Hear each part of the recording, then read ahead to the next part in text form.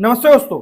आज का डेट है 29 मई 2024 और अभी हम डिस्कस करेंगे द हिंदू के कुछ इंपॉर्टेंट आर्टिकल्स हिंदी में, जिसमें पहला आर्टिकल हम लोग डिस्कस करेंगे भारत में अग्नि सुरक्षा नियम से संबंधित जो चिंताएं देखी जा रही है, जिसमें बहुत से केसेस के बारे में हम लोग डिस्कस करेंगे। हाल ही में जो है 25 मई को राजकोट के टीआरपी गेमिंग जोन में भयावह आग लग गया और 32 लोगों की मौत हो गई, जो सार्वजनिक भवन सुरक्षा पर सवाल उठाता है। इसी के लिए जो है गुजरात हाई कोर्ट ने इस घटना पर स्वतः संज्ञान लेते हुए शीर्ष अधिकारियों का तबादला कर दिया और अवैध निर्माण को रोकने के लिए जिम्मेदार नगर निगम के अधिकारियों को निलंबित कर दिया गया। ठीक है, स्वतः संज्ञान लिया गया था गुजरात हाई कोर्ट के द्वारा। उसी दिन की एक और घटना है जहां पे नई दिल्ली के एक अस्पताल में आग लगने से 7 नवजात शिशुओं की मौत हो गई, जिसके बाद अस्पताल के मालिक और ड्यूटी के डॉक्टर को गिरफ्तार कर लिया गया। ठीक है, उसके बाद इन्हीं घटनाओं ने अधिकारियों द्वारा अग्नि प्रमाण पत्र और अनापत्ति प्रमाण पत्र मतलब कि एनओसी नो ऑब्जेक्शन सर्टिफिकेट जारी करने में जवाबदेही और अवैधताओं को रोकने में उसकी लापरवाही को यहाँ पे चिन्हित किया जाता है। इन सभी घटनाओं में, चाहे वो गुजरात के राजकोट की घटना हो या फिर दिल्ली में अस्पताल में आग लगने के कारण 7 नवजात शिशुओं की मृत्यु हो गई। ठीक है, तो मेनली जो है हम लोग इस आर्टिकल में भारत में अग्नि सुरक्षा के नियम क्या है, भारत में अग्नि दुर्घटनाओं की स्थितियां क्या है, किस तरह से समीक्षा की जा रही है, आग लगने की घटनाओं को रोकने में चुनौतियां क्या क्या आ रही है और खासकर शहरी क्षेत्रों में आग के खतरे ज्यादा होते हैं, उसके प्रमुख कारण क्या क्या है। उससे पहले जैसे 1997 में दिल्ली में जो है एक सिनेमा हॉल में आग लग गई थी, जिसके कारण 59 लोगों की मृत्यु हो गई। 2004 में तमिलनाडु में, 2017 में मुंबई में, 2019 में सूरत में। तो इन सभी जो आग की घटनाएं हैं, कहीं ना कहीं सरकार के द्वारा जो जारी किया जा रहा है प्रमाण पत्र या फिर सार्वजनिक भवन सुरक्षा संबंधी जो प्रक्रियाएं हैं, उसको कहीं ना कहीं नजरअंदाज कर दिया जा रहा है, जिसके कारण इस तरह के भयावह आग के घटनाएं देखे जा रहे हैं और बहुत बड़ी संख्या में निर्दोष लोगों की मृत्यु हो जाती है। तो भारत में अग्नि सुरक्षा मानकों का पहलू क्या है, किस तरह से भारत में अग्नि सुरक्षा को सुनिश्चित करने के लिए मानक बनाए गए हैं, अग्नि सुरक्षा के लिए उठाए गए कौन कौन से कदम हैं, नागरिक स्तर पे क्या क्या उपाय अपनाए जा रहे हैं, हर एक पॉइंट को जो है हम लोग इस आर्टिकल में विस्तार से डिस्कस कर लेंगे मेंस के फॉर्मेट में। ठीक है, और जितने भी प्रीवियस क्वेश्चन आए हैं, खास के फायर सेफ्टी रेगुलेशन से संबंधित हर एक प्रीवियस क्वेश्चन को इस आर्टिकल के लास्ट में डिस्कस कर लेंगे। ठीक है, तो प्लीज मेरे वीडियो को लाइक कर दीजिए, शेयर कर दीजिए और मेरे चैनल को सब्सक्राइब कर दीजिए। उसके बाद अगला आर्टिकल जो है समानता और समावेश की भाषा का अभी भी कोई संकेत नहीं है। तो हम लोग जानते हैं कि भारत में लोकसभा का जो चुनाव है वो अंतिम चरण में आ गया है। ठीक है, 2024 का लगभग 6 चरण का चुनाव हो चुका है, सिर्फ एक चरण बचा हुआ 1 जून का। ठीक है, फिर भी जब भारत के चुनाव आयोग ने मार्च में चुनाव की घोषणा की तो सोशल मीडिया पर प्रसारित और प्रचारित किए गए लंबे वीडियो में यह क्लियर स्पष्ट हो गया कि ये प्रचार जो है सिर्फ नॉर्मल लोगों को संबोधित करते हैं। जो सुनने में अक्षम लोग हैं उनके लिए कोई भी दिशा निर्देश जारी नहीं किया गया। सांकेतिक भाषा के दुभाषियों की अनुपस्थिति रही, सिंबॉलिक लैंग्वेज की हमेशा से अनुपस्थिति रही। ठीक है, इसी की बात जो है इस आर्टिकल में पूरा का पूरा किया जा रहा है कि कहीं ना कहीं ये जो एक समुदाय है जो बधिर है या फिर कम सुनने वाले नागरिक हैं, उनको मुख्य धारा की गतिविधियों से बाहर रखा जा रहा है। जो मुख्य मुद्दे हैं देश के, उनको उससे दूर रखा जा रहा है। ठीक है, भारत को DHH मतलब कि कम सुनने वाले लोगों के समुदाय के लिए शिक्षा, स्वास्थ्य देखभाल और अधिकारों में समानता हासिल करने के लिए सक्षमतावादी बाधाओं को खत्म करना चाहिए। इस आर्टिकल में हम लोग विस्तार से पढ़ लेंगे कि जितने भी लोग कम सुनते हैं, ठीक है, या सुनने की समस्या से ग्रसित हैं, उनके लिए द्विभाषों की कमी क्यों है और भारत में क्या क्या सिफारिशें की जा रही है जिससे बधिर समुदाय के लोगों के लिए लाभ हो सके। ठीक है, और इससे संबंधित जो भी प्रीवियस क्वेश्चन है इस आर्टिकल से संबंधित, उसको भी हम लोग डिस्कस कर लेंगे। उसके बाद अगला आर्टिकल जो है वो एंटी ट्रस्ट बिल के बारे में है।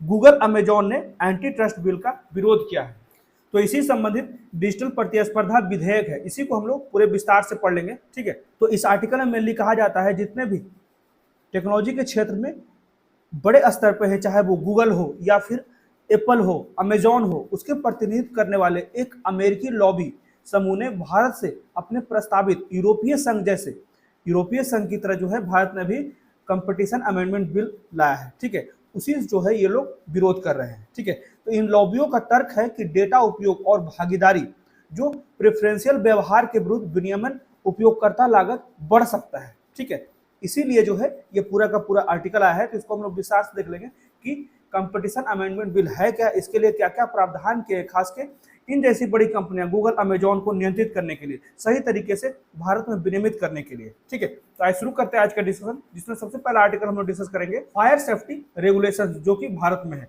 किस तरह का फायर सेफ्टी रेगुलेशन है भारत में। ठीक है, तो हाल ही में दिल्ली के एक बाल अस्पताल और राजकोट के एक गेमिंग जोन में हुई दुर्घटना में लगभग 34 लोगों की मौत हो गई और एक बाल अस्पताल में लगभग 7 बच्चों की मृत्यु हो गई। ठीक है, जो कि बिजली के शॉर्ट सर्किट के कारण हुई, जिसने भारत में सुरक्षा मानकों की स्थिति को उजागर किया है। तो दिल्ली के अस्पताल में आग लगने से 7 नवजात की मृत्यु हो गई और सबसे बड़ी कारण जो है, जो अवैध सिलेंडर होते हैं, जो लगभग 2.5 kg के सिलेंडर्स होते हैं, तो वो उसका जब प्रोडक्शन होता है इस छोटे सिलेंडर का, तो बहुत से जो सरकार के द्वारा मानक बनाए गए हैं उसको नजरअंदाज कर दिया जाता है। अभी हाल ही में जो है वाराणसी का एक घटना है कि एक 2.5 kg का सिलेंडर, छोटा सिलेंडर फटने के कारण जो है, जो सिलेंडर वेंडर होते हैं उसकी उसी मौके पे मृत्यु हो गई थी। ठीक है, स्पॉट डेथ हो गया था उसका। तो मानक संबंधी चिंताएं जो है लगातार भारत में देखी जाती है, खास के अवैध सिलेंडर रिफिलिंग के लिए, क्योंकि सरकार जो है इसके लिए लगातार नियंत्रण करने का प्रयास कर रहा है, फिर भी जो है जमीनी स्तर पे कुछ लोग ऐसे हैं जो इसका दुरुपयोग कर रहे हैं। तो भारत में अग्नि दुर्घटनाओं की स्थिति क्या है, तो 2022 में भारत में लगभग 7,500 से अधिक आग दुर्घटनाओं में लगभग 7435 लोगों की मृत्यु हो गई। और ये रिपोर्ट है एनसीआरबी की, मतलब कि नेशनल क्राइम रिकॉर्ड ब्यूरो की। 2022 की रिपोर्ट में कहा गया है कि भारत में लगभग 7500 आग की दुर्घटनाएं देखी गई, लगभग जिसमें 7435 लोगों की मृत्यु हो गई। तो हमारे 2 शहरीकृत राज्य जो है महाराष्ट्र और गुजरात, देश में आग दुर्घटनाओं से होने वाली मौतों का लगभग 30% हिस्सा जो है सिर्फ इन्हीं 2 सबसे विकसित राज्यों में से गिना जाता है, महाराष्ट्र और गुजरात। यहाँ पे 30% आग की घटनाएं देखी गई है। तो भारत जोखिम सर्वेक्षण 2018 के अनुसार कहा जाता है कि आग की घटनाओं में भारत को तीसरे स्थान पर रखा गया है। यह शहरी आवासों के लिए आग की घटनाओं के गंभीर जोखिम को दर्शाता है। ठीक है, तो आग लगने की घटनाओं को रोकने में चुनौतियां क्यों आ रही है, किस तरह की चुनौतियां जो है यहाँ पे प्रमुख है, जैसे एक समान सुरक्षा कानून का अभाव, अग्निशामक सेवाओं का प्रबंधन राज्यों द्वारा किया जाता है। ये ध्यान रखिए, अग्निशामक सेवाओं का जो प्रबंधन है वो राज्यों के द्वारा किया जाता है, जिसके कारण नगर पालिका स्तर पर संसाधनों की कमी के कारण सुरक्षा मानकों में असंगतता देखी जाती है। उसके बाद भारतीय राष्ट्रीय भवन संहिता 2016, इसमें कहा जाता है कि अग्नि एवं जीवन सुरक्षा ऑडिट के प्रावधान शामिल हैं, लेकिन ये केवल अनुशंसात्मक है, अनिवार्य नहीं है। ठीक है, यहाँ पे देख सकते हैं इस तरह के जो प्रावधान है भारतीय राष्ट्रीय भवन संहिता 2016, ये अनुशंसात्मक है, अनिवार्य मैंडेटरी नहीं है। ठीक है, अपर्याप्त अग्निशामक सेवाएं, वर्ष 2019 में संसद में केंद्र सरकार के जवाब से पता चला है कि आवश्यकता की तुलना में अग्निशामक केंद्रों और कर्मियों की संख्या काफी कम है। उसके बाद खराब अनुपालन, उदाहरणों में शामिल है दिल्ली में एक अस्पताल में जो अपर्याप्त और समाप्त हो चुके लाइसेंस के साथ चल रहा है, जिसमें अग्निशामक यंत्र और आपातकालीन दरवाजे नहीं है, तथा राजकोट में एक इंडोर गेमिंग सेंटर जिसके पास एनओसी, नो ऑब्जेक्शन सर्टिफिकेट नहीं है, जो व्यावसायिक घंटों के दौरान बिल्डिंग का काम कर रहे हैं। ठीक है, तो इस तरह के जो अव्यवहारिक कार्य किए जा रहे हैं, लोग जो है वो सरकार के मानकों को सही तरीके से नहीं मान रहे हैं, इसी के लिए जो है इस तरह के अप्रिय घटनाएं घट रही है। अपर्याप्त सरकारी निगरानी, प्रमुख आपदाओं के बाद भी कमजोर निरीक्षण और दुर्लभ अनुवर्ती कार्यवाही निगरानी और नियामक प्रवर्तन में गंभीर कमियों का संकेत देती है। ठीक है, तो शहरी क्षेत्रों में खास के आग की घटनाएं ज्यादा होती है, उसके प्रमुख कारण क्या है, तो तेजी से, बहुत तेजी से आज के समय में जो है भारत में शहरीकरण हो रहा है। हर एक राज्य में देख सकते हैं कि बहुत तेजी से जो है शहरीकरण हो रहा है, खासकर एशिया और यूरोप। इसके कारण मुंबई, दिल्ली, बेंगलोर आदि जैसे शहरी क्षेत्रों में आग लगने सहित कई खतरों की संभावना बढ़ गई है। बस्तियों के घनत्व, ध्यान दीजिएगा, बस्तियों के घनत्व के परिणाम स्वरूप संचालन स्थान जो है वो संकीर्ण एवं संकुचित होते जा रहे हैं। लगातार जो है बिल्डिंग्स बनते जा रहे हैं, तो जो खुले स्थान थे उसमें कमी देखी जा रही है। ठीक है, तो नियोजन नियमों के उल्लंघन के कारण जो है अग्निशामक उपकरणों की संरचनाओं तक सीमित पहुंच है। जब जगह ही नहीं होगा, स्थान ही नहीं होगा, तो तो वहां तक जो है फायर से संबंधित उपकरण पहुंचने में सक्षम नहीं हो पाते हैं। संकरी गलियां जो आग लगने पर त्वरित प्रक्रिया में बाधा डालती है। ठीक है, जब छोटी छोटी गलियां होती है जहां पे फोर व्हीलर्स नहीं पहुंच पाते हैं या फायर से संबंधित जो सरकार के उपकरण है वो वहां पे नहीं पहुंच पाते हैं, जिसके कारण और ज्यादा उसका जो है प्रतिकूल प्रभाव पड़ता है और आग के दुष्परिणाम देखे जाते हैं। तो बस्तियां ज्वलनशील पदार्थों से बनी होती है, एक छोटी सी आग भी भयंकर परिणाम देती है। तो विद्युत उपकरणों और मशीनरी का अत्यधिक उपयोग भी जो है वो दोषपूर्ण विद्युत कनेक्शन, हम लोग देखते हैं कि एक पोल से दूसरे पोल पे बहुत ही अव्यवहारिक तरीके से वायर फैले होते हैं, उसके कारण भी बहुत बार शॉर्ट सर्किट हो जाते हैं। ठीक है, गैजेट विफलताएं, निवासियों द्वारा असुरक्षित विद्युत प्रथाएं का उपयोग किया जाता है, जिसके कारण भी आग लगने की संभावना बनी रहती है। और पिछली घटनाओं से पता चलता है कि ज्यादातर आग घटनाएं मुख्य रूप से बिजली के शॉर्ट सर्किट और गैस सिलेंडर स्टोव के फटने, मानवीय लापरवाही और गलत आदतों के कारण होती है। ठीक है, तो यहाँ पे कहीं ना कहीं मानवीय लापरवाही और गलत आदतों को जो है यहाँ पे प्रमुखता दी जा रही है इस तरह के आग से संबंधित घटनाओं का। ठीक है, और भी बहुत से घटनाएं हैं, जैसे 1997 में दिल्ली के एक सिनेमा हॉल में आग लगी थी जिससे कि लगभग 59 लोगों की मृत्यु हो गई थी। वहीं 2004 में तमिलनाडु के कुंभकोणम स्कूल में आग लगने से 94 लोगों की मृत्यु हो गई थी। वहीं 2017 में मुंबई के कमला मिल्स अग्निकांड में लगभग 14 लोगों की मृत्यु हो गई थी। 2019 में सूरत के एक कोचिंग सेंटर में आग लगने से लगभग 20 से अधिक युवाओं की मृत्यु हो गई थी। ठीक है, वहीं अगर कोविड के समय देखा जाए तो वहां पे भी जो है अहमदनगर अस्पताल में आग लगने से लगभग 11 मरीजों की मृत्यु हो गई थी।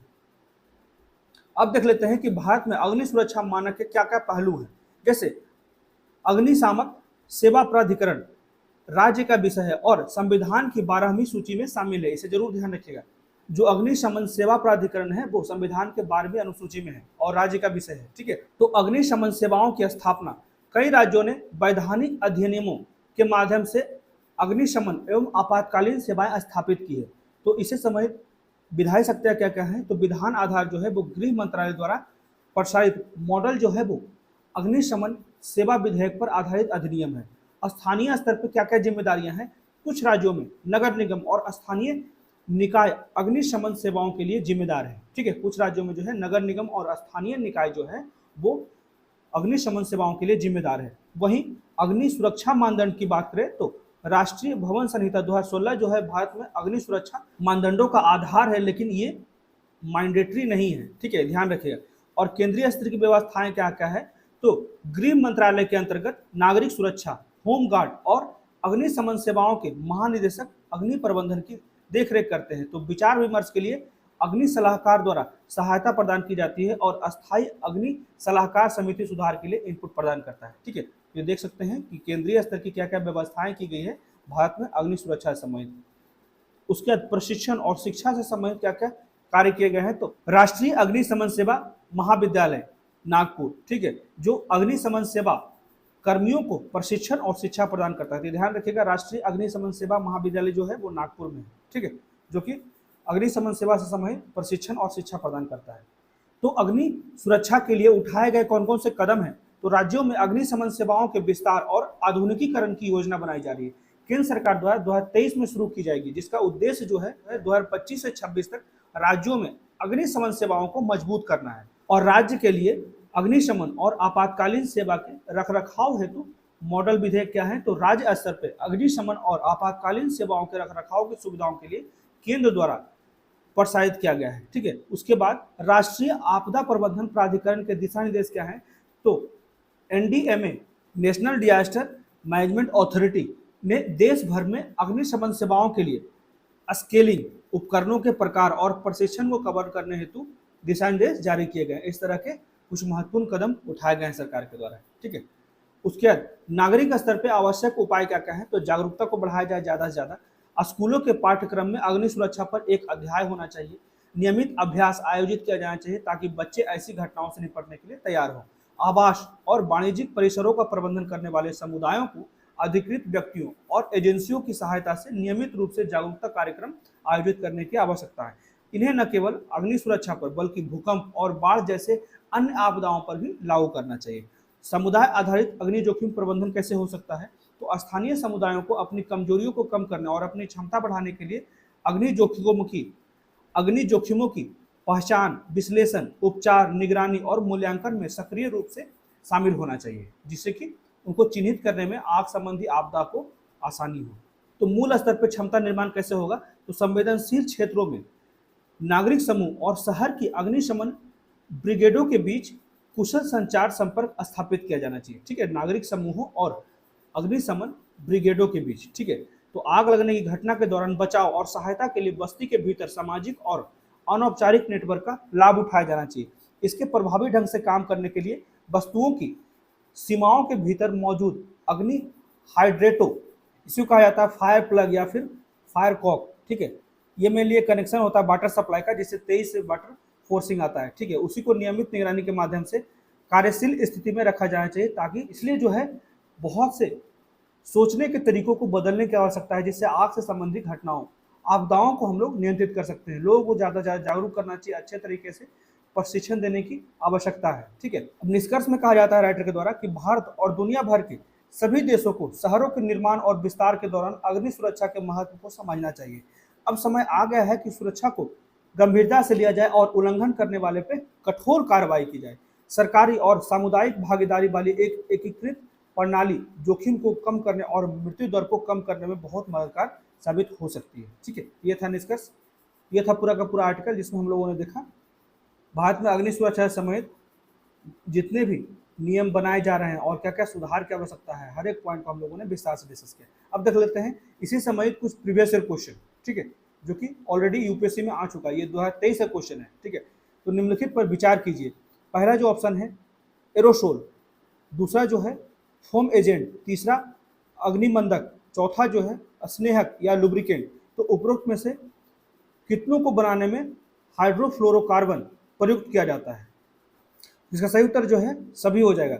एरोसोल, फोम एजेंट, अग्निमंदक, क्यों कहा जाता है फायर रिटार्डेंट या फिर लुब्रिकेंट, ये सभी चीज़ें जो हैं हाइड्रोफ्लोरोकार्बन को बनाने के लिए उपयुक्त की जाती है। उसके बाद अगला क्वेश्चन है खदानों के अधिकांश विस्फोट किसके मिश्रण के कारण होता है? तो यहाँ पे सही उत्तर जो है मीथेन विथ एयर, मीथेन के साथ वायु। ठीक है, यहाँ पे मेनली कहा जाता है कि मीथेन विस्फोट तब होता है जब खनन से निकलने वाली मीथेन गैस एकत्रित हो जाती है और उच्च दबाव के कारण बाहर नहीं निकल पाती। उदाहरण के लिए जैसे कोयला खदान मीथेन, सक्रिय खनन स्थलों में मौजूद मीथेन और वायु का मिश्रण होता है। उसी कारण जो है कोयला खनन की प्रक्रिया के दौरान गैस का यह मिश्रण निकलता है, जिससे कि खनन क्षेत्र में विस्फोट होता है। तो ध्यान रखिएगा, जब मीथेन के साथ वायु जो है एक जगह संग्रहित हो जाती है खनन क्षेत्रों में तो विस्फोट होता है।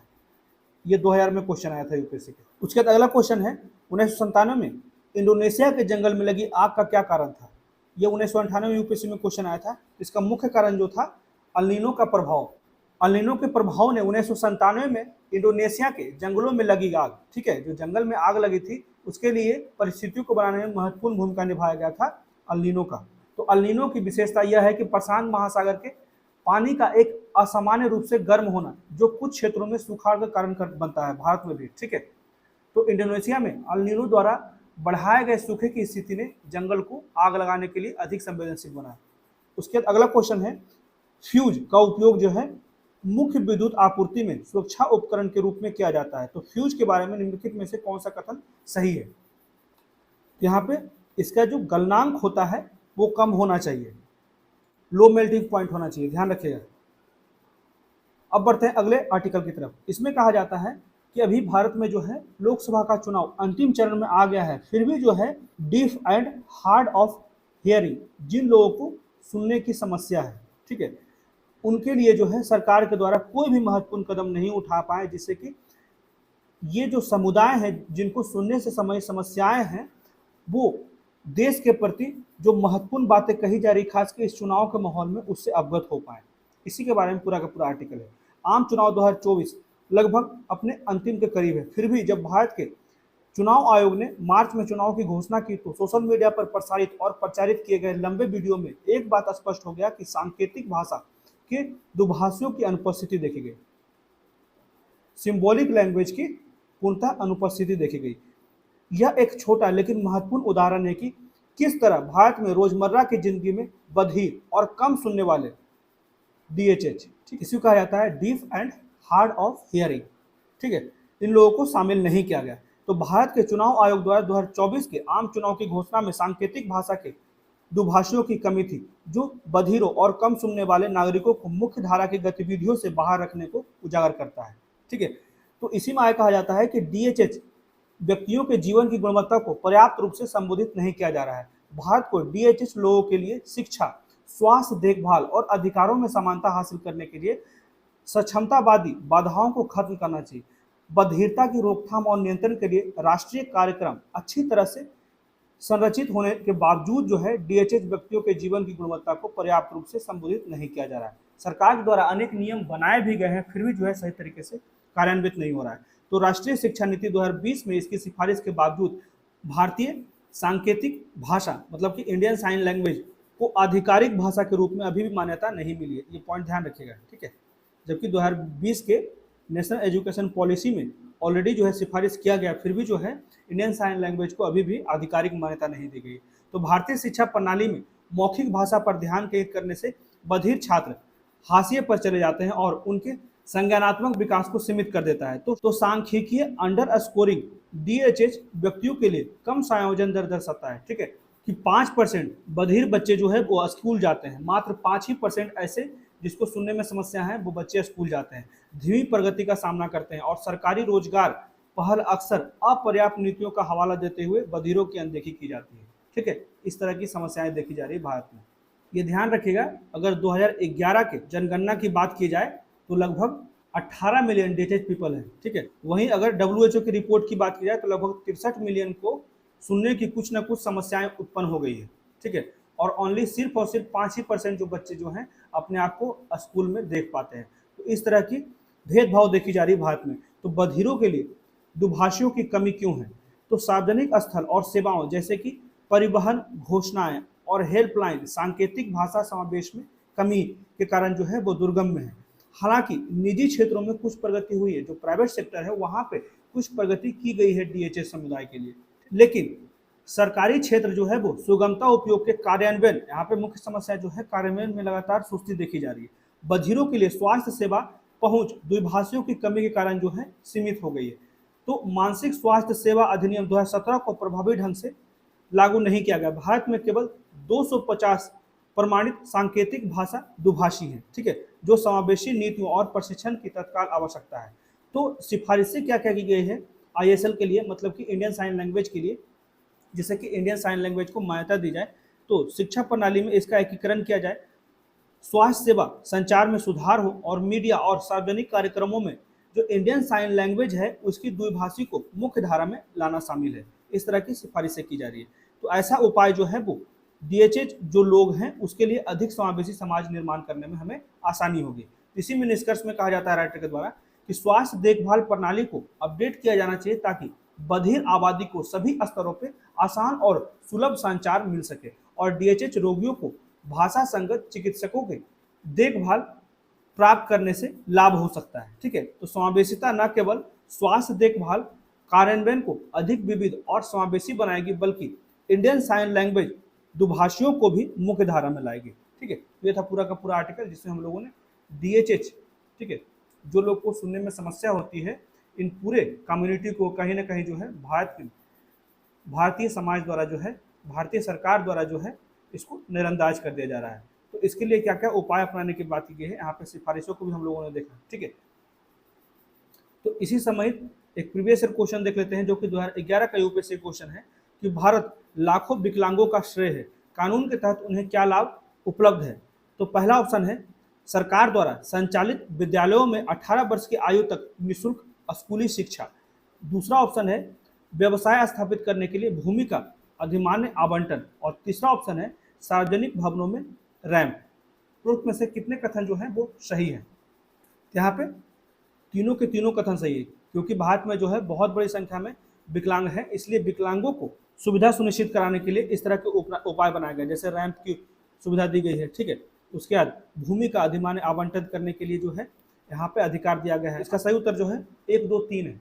सार्वजनिक भवन, रेल डिब्बों, बसों, जहाजों और हवाई शिल्पों को विकलांग लोगों के लिए आसान पहुंच देने के लिए जो है रैंप का डिजाइन किया जाता है। ठीक है, सभी सार्वजनिक स्थानों और जितने वेटिंग रूम्स होते हैं उसमें शौचालय व्हील चेयर से सुलभ होते हैं ब्रेल और ध्वनि प्रतीकों को सभी लिफ्ट में भी प्रदान किया गया है। तो ये सारे कार्य जो है विकलांगों के हितों की रक्षा करने के लिए किए गए हैं। ठीक है, और ये सारे कार्य जो है किए गए हैं विकलांग व्यक्ति पीडब्ल्यूडी समान अवसर अधिकारों का संरक्षण और पूर्ण भागीदारी अधिनियम 1995 के द्वारा किया गया है ये सारे कार्य। ठीक है, जिससे कि विकलांगों को सुविधा प्रदान किया जा सके, उन्हें कहीं आने जाने में आसानी हो सके, हर एक जगह जो है जितने भी सार्वजनिक स्थल है उनकी सुविधाएं उपलब्ध की जाए।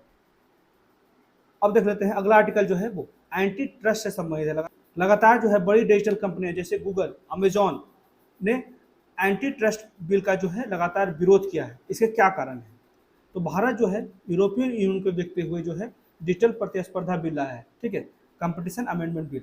तो इसमें क्या क्या कहा जा रहा है? तो गूगल, अमेजॉन ने एंटी ट्रस्ट बिल का लगातार विरोध किया है। तो यहाँ पे सबसे पहले हम लोग बात कर लेते हैं डिजिटल प्रतिस्पर्धा विधेयक। ठीक है, डिजिटल कंपटीशन बिल। तो मसौदा तैयार करने की प्रक्रिया, डिजिटल प्रतिस्पर्धा कानून पर गठित 16 सदस्यीय समिति ने 1 वर्ष के विचार विमर्श के बाद विधेयक का मसौदा तैयार किया। लक्ष्य क्या है? यह व्यवस्थित रूप से महत्वपूर्ण डिजिटल उद्यमों, ठीक है, को विनियमित करने पर ध्यान केंद्रित करता है जो भारत में प्रमुख राजस्व, ये ध्यान रखिएगा, भारत में प्रमुख राजस्व और उपयोगकर्ता का आधार वाली बड़ी तकनीकी फर्म, टेक्नोलॉजी के जो बड़े फर्म्स हैं, SSDE, इसी को कहा जाता है साइज स्पेसिफिक डोज एस्टिमेट की पहचान भारत में कम से कम 4000 करोड़ और वैश्विक स्तर पर $30 बिलियन के राजस्व से की जाती है। ठीक है, तो विधेयक का मुख्य उद्देश्य जो है वो प्रतिस्पर्धा विरोधी प्रथाओं को रोकना है। ठीक है, जो प्रतिस्पर्धा विरोधी प्रथाएं चलाई जा रही भारत में उसको रोकना है, पारदर्शिता को सुनिश्चित करना और डिजिटल क्षेत्र में अनुचित पक्षपात पर अंकुश लगाना है। ये जो है इस विधेयक का मुख्य उद्देश्य है, डिजिटल प्रतिस्पर्धा विधेयक का। ठीक है, इसलिए जो है ये विधेयक बहुत ही ज़्यादा महत्वपूर्ण है। इसका हर एक पॉइंट को अच्छे से डिस्कस कर लेंगे। तो वर्तमान स्थिति में विधेयक जो है वो सार्वजनिक टिप्पणी के लिए खुला है और अंतिम रूप से दिए जाने से पहले इसमें और समायोजन की आवश्यकता हो सकती है। पारदर्शिता में वृद्धि होगी। प्रौद्योगिकी कंपनियों को अपने परिचालन और लेन देन में अधिक पारदर्शी होने की आवश्यकता है। उसके बाद नव प्रवर्तकों और स्टार्टअप को संरक्षण दिया जाएगा। छोटी कंपनियों और स्टार्टअप को बड़े नियमों से छूट दी गई है जिससे कि नव प्रवर्तक को प्रोत्साहन मिलेगा। वैश्विक मानकों के साथ संरेखित किया जा रहा है। मेनली जो है ये डिजिटल प्रतिस्पर्धा विधेयक जो है वो यूरोपियन यूनियन के डिजिटल मार्केट एक्ट 2022 पर आधारित है। ठीक है, तो ध्यान रखिएगा। तो वैश्विक मानकों के साथ संरेखित है। यूरोपियन संघ के डिजिटल बाजार अधिनियम के समान दृष्टिकोण का अनुसरण करता है जो अंतर्राष्ट्रीय नियामक ढांचे के साथ संरेखित करने का प्रयास प्रदर्शित करता है। ठीक है, तो डिजिटल अर्थव्यवस्था को बढ़ावा देगा। प्रभावी रूप से विनियमन करके यह भारत के डिजिटल बाजार के विकास का समर्थन करता है जिसके मुख्य लक्ष्य जो है 2030 तक लगभग $800 बिलियन तक पहुंचने की उम्मीद है। इस विधेयक का उद्देश्य जो है वो बड़ी टेक कंपनियों को किस प्रकार विनियमित करना है।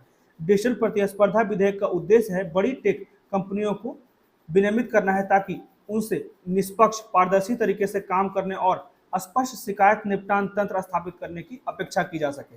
ठीक है, उसके बाद यह विशेष रूप से इन कंपनियों को अपने या संबंधित पक्षों को उत्पादों को अनुचित रूप से लाभ पहुंचाने से भी रोकेगा। ठीक है, इसके अतिरिक्त इन्हीं कारणों से जो गूगल, अमेजॉन जैसी कंपनियां हैं इस बिल का विरोध कर रही है। इसी के अतिरिक्त विधेयक जो है वो व्यावसायिक उपयोगकर्ताओं के गैर सार्वजनिक डेटा के दुरुपयोग को भी प्रतिबंधित करता है और तीसरे पक्ष के ऐप पर भी प्रतिबंध लगाने से रोकता है। और यह स्टीयरिंग या फिर स्वसंदर्भित और शिकारी मूल्य निर्धारण जैसी प्रथाओं पर भी प्रतिबंध लगाता है। जो लोग जो है किसी तरह से दूसरे को दुरुपयोग कर लेते हैं, ठीक है, उनका प्राइवेसी का हनन हो जाता है, इसको भी प्रतिबंध लगाता है। ये विनियमन जो है वो मौजूदा प्रतिस्पर्धा अधिनियम और डिजिटल व्यक्तिगत डेटा संरक्षण अधिनियम के अनुपालन के साथ लागू होता है। उसके बाद इस विधेयक से संबंधित चिंताएं क्या क्या है? तो नव प्रवर्तक को रोकना। ठीक है, इस बात की चिंता है कि सख्त नियमन तकनीकी क्षेत्र में रचनात्मक, यहाँ पे चिंताएं देख सकते हैं कि ये विधेयक की कुछ चिंताएं भी है, जैसे कि जो नए स्टार्टअप कंपनियां हैं उनको रिसर्च, नए नए जगह पे सोचने में, विकास करने में समस्या हो सकती है। रचनात्मक और विकास को सीमित कर सकता है। विनियामकों को अत्यधिक शक्तियां दी गई है। ठीक है, जो रेगुलेटरी अथॉरिटी है उसको ज़्यादा शक्तियां दी गई। विधेयक का पूर्वानुमानात्मक दृष्टिकोण विनियामकों को अत्यधिक विवेकाधीन शक्तियां प्रदान कर सकता है जिससे संभावित दुरुपयोग की भी चिंता बढ़ जाती है। मौजूदा कानूनों के साथ दोहराव, ठीक है, जो वर्तमान में कानून है और अब जो ये विधेयक लागू हो जाएगा तो ये कहीं ना कहीं दोनों कानूनों में अनेक प्रकार के टकराव भी देख सकते हैं। यह वर्तमान प्रतिस्पर्धा अधिनियम के प्रावधानों के साथ ओवरलैप हो सकता है, जिससे नियामक जटिलता और संभावित भ्रम भी पैदा हो सकता है। तो परस्पर विरोधी निर्णय की भी संभावना है। इस ओवरलैप के परिणाम स्वरूप विभिन्न कानूनों के तहत एक ही मुद्दे पर समानांतर जांच और विभिन्न निर्णय भी हो सकते हैं। ये कुछ चिंताएं जरूर ध्यान रखिएगा, ये 4 पॉइंट, ठीक है। तो अब इसे भी समझ, इस आर्टिकल से समझ कुछ प्रीवियस ईयर क्वेश्चन देख लेते हैं। ये जो है 2019 में यूपीएससी के पीटी में आया था। तो निम्नलिखित में से किसने अपने नागरिकों के लिए दत्त संरक्षण, डेटा प्रोटेक्शन और प्राइवेसी के लिए सामान्य दत्त संरक्षण विनियमन मतलब कि जनरल डेटा प्रोटेक्शन रेगुलेशन नामक एक कानून अप्रैल 2016 में अपनाया और उसका 25 मई 2018 से कार्यान्वयन शुरू हुआ। ये हम लोग अभी भी देख चुके हैं, यूरोपियन यूनियन, इसी को कहा जाता है जीडीपीआर, मतलब कि जनरल डेटा प्रोटेक्शन एक्ट। ये अपनाया गया था यूरोपियन यूनियन के द्वारा, ठीक है। मेनली इसका कार्य क्या था, तो यूरोपियन यूनियन के द्वारा जीडीपीआर जो है वो दत्त संरक्षण निदेशक को प्रतिस्थापित करता है और 25 मई 2018 से इसका कार्यान्वयन शुरू होता है। यह यूरोपियन यूनियन और यूरोपियन आर्थिक क्षेत्र के बाहर व्यक्तिगत दत्त के निर्यात को भी संबोधित करता है, ठीक है।